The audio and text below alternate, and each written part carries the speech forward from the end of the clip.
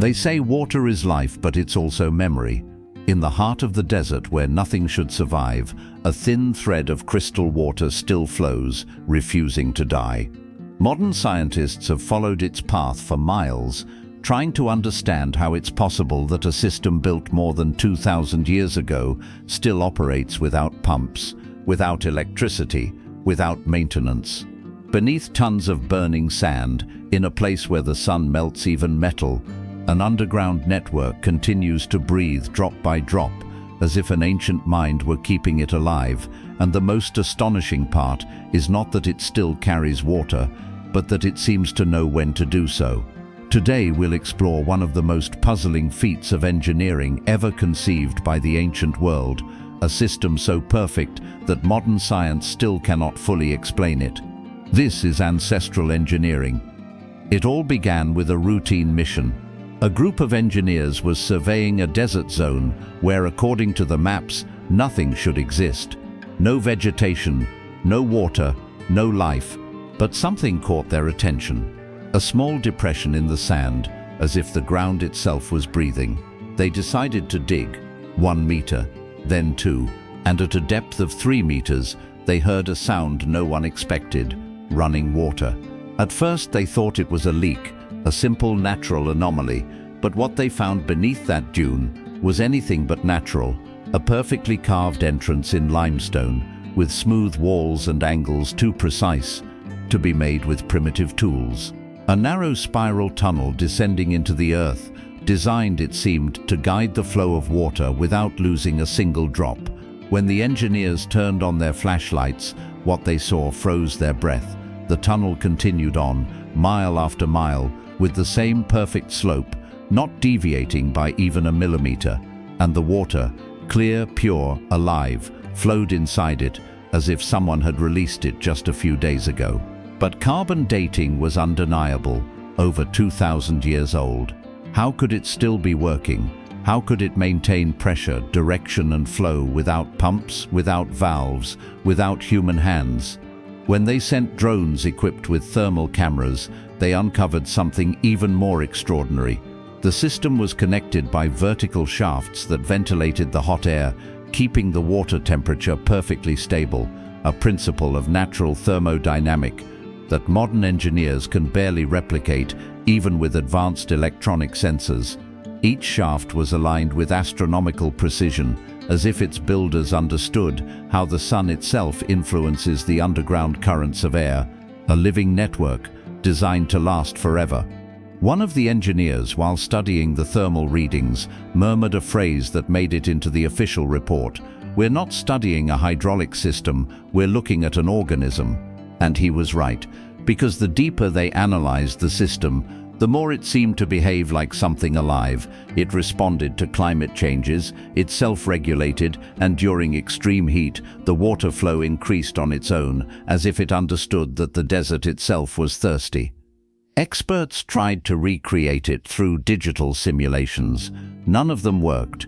Every modern attempt collapsed under pressure or heat. It was as if the original design was protected by a logic we no longer understand. And while the modern world struggles to pull water from the ground, here in silence beneath the desert, an ancestral system still works, asking for no energy, making no sound, and never failing. Who built it? And how could they create something so perfect in a place where everything should die? Some say the answer is not found on the surface, but in the stones themselves, because these stones hold a pattern that seems impossible. As archaeologists and engineers advanced through the tunnels, they realized something beyond reason. Each stone fit into the next with precision that defied logic. No gaps, no misaligned angles, no fractures caused by time. And yet, no modern tool could explain how it was done. The walls had a smooth, almost polished texture, as if they'd been molded by heat, but there was no trace of fire, no smoke, no mineral residue. Thermal studies revealed something even more unsettling. The rocks hadn't been carved, they had been transformed. Their molecular composition had changed, as if the builders had used a technology capable of softening the stone, shaping it, and then solidifying it again with a density higher than the original. A lost form of geoengineering? Or something else, something beyond our comprehension? When the results were compared with ancient structures in Egypt and Persia, the same patterns emerged, the same type of stone, the same astronomical orientation, the same ventilation system. It couldn't be coincidence. It was as if an intelligence older than all known civilizations had left its signature in every corner of the planet. The tunnel's exact slope, 1 meter every 300, was no accident. It's the perfect point where water flows without erosion, without turbulence, without excessive pressure. A mathematical perfection that even modern simulations had to digitally adjust to understand. And then the question arises, how did they measure all of this 2 millennia ago? How did they trace miles of underground lines without satellites, without compasses, without light? Some suggest they followed the resonance of the ground, listening to the subtle sound of water moving beneath the rock. Others believe they used a network of mirrors and sunlight to map the tunnels during the solstices. But there's a small group of researchers who go even further. They say these works were not just engineering, they were frequency. A living technology built on vibration that used the energy of the Earth itself to move water, as if the planet were breathing. And if that's true, then we're not talking about an ancient civilization. We're talking about an advanced one that understood the Earth long before we tried to dominate it. And now, the question is for you. Do you believe this knowledge was forgotten or deliberately hidden? Weave your thoughts below, because in the next few minutes, you'll discover the secret that connects this underground system to civilizations separated by oceans. Subscribe to Ancestral Engineering so you don't miss the next discovery, one that could change everything you thought you knew about our history. With every meter the exploration teams advanced, the feeling was the same. This was not a simple work of engineering. It was a living machine made of stone, designed to synchronize with its surroundings. The first isotopic analysis revealed something perplexing. The tunnel's stones had been treated with a mineral unknown to science, a substance that repelled erosion and kept humidity stable for centuries. Researchers called it intelligent clay because it seemed to regulate the flow of water as if it had memory. But the mystery deepened when they found symbols carved into the main chambers, spirals, concentric waves, inverted triangles. They weren't decorations, they were equations. Mathematical codes etched in stone, identical to those found in Egyptian temples, ancient Persian wells, and Andean irrigation systems. How could civilizations separated by thousands of miles use the same hydraulic symbology? Some experts believe it represents a global network of knowledge, a universal science that existed before all known cultures, one that understood the principles of flow, resonance, and geothermal energy long before the word hydraulics was ever spoken. Others, more skeptical, insist it's just coincidence. But coincidences don't move water for 2,000 years. Modern measurements revealed that the system maintains a constant temperature of 19 degrees Celsius, regardless of external conditions. That means its builders understood how to thermally insulate the subsoil, how to harness atmospheric pressure, and how to distribute the energy of water without losing power. A balance so precise that even today, modern hydraulic engineers cannot replicate it without digital technology. But the key, according to the boldest researchers, was never in the stone, it was in the intention. Each curve, each shaft, each symbol seems to follow a harmonic pattern, as if the system itself had been built to resonate with the earth. And when the wind moves through the open channels, the echo you hear inside the tunnel is not noise, it's a constant deep note, a frequency that vibrates in perfect harmony with flowing water, a melody buried for centuries, yet still alive. When the researchers began comparing the data, they discovered something that completely changed the history of ancient engineering. The patterns found in the desert tunnels were not unique. They appeared identical in places separated by entire oceans. In the Nile Valley, on the slopes of Machu Picchu, in the mountains of Iran, and beneath the ruins of Petra, all shared the same signature, a network of channels, shafts, and ventilated chambers, all carved with the same perfect inclination. The same equation, written in stone. It couldn't be coincidence. It was as if an ancient intelligence had planted the same knowledge across distant points of the planet, a global energetic network united by water.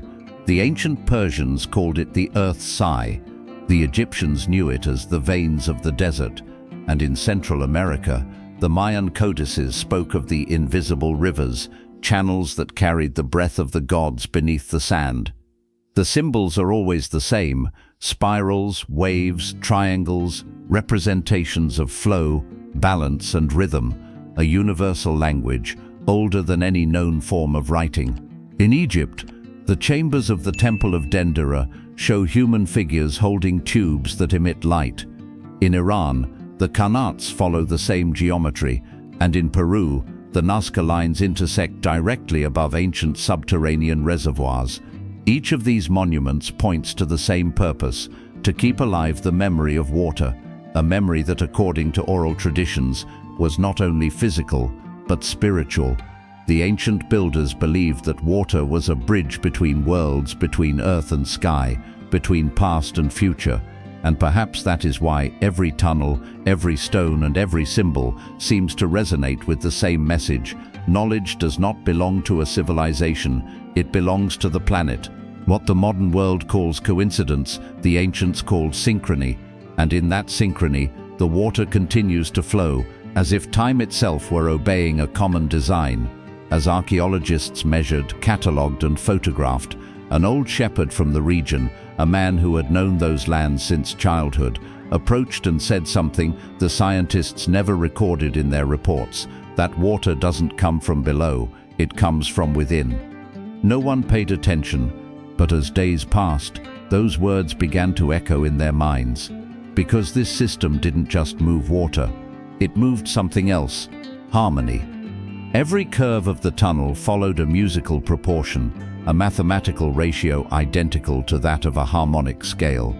It was as if the builders had designed a subterranean symphony where every drop had its place and every drop had a purpose. And then the engineers realized something that modern science often forgets. Not everything perfect is rational. The ancients did not build merely to survive, they built to endure. The water that still runs beneath the desert is not just a hydraulic miracle, it's a reminder, a message carved into the most enduring stone of all time: build with nature, not against it.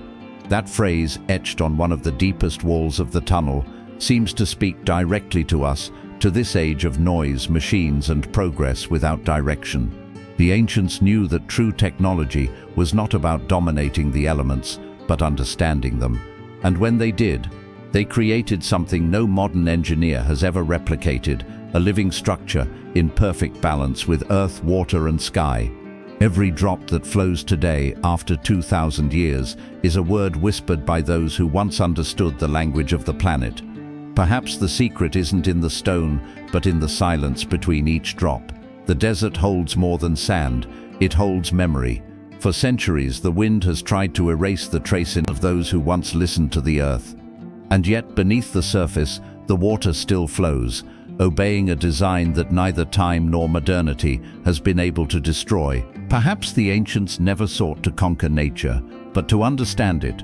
Perhaps true progress is not about building bigger machines, but about remembering how to think as they did, with respect, with balance, with purpose.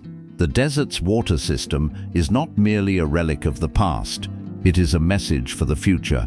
A silent warning to a humanity that has forgotten how to listen. Because while our cities dry up and our rivers fade away, a creation built 2 millennia ago continues to fulfill its purpose, asking for nothing in return. Every drop that travels through those tunnels reminds us that knowledge is never lost, it merely waits to be rediscovered.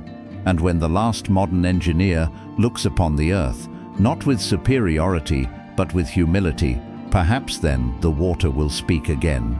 This was Ancestral Engineering.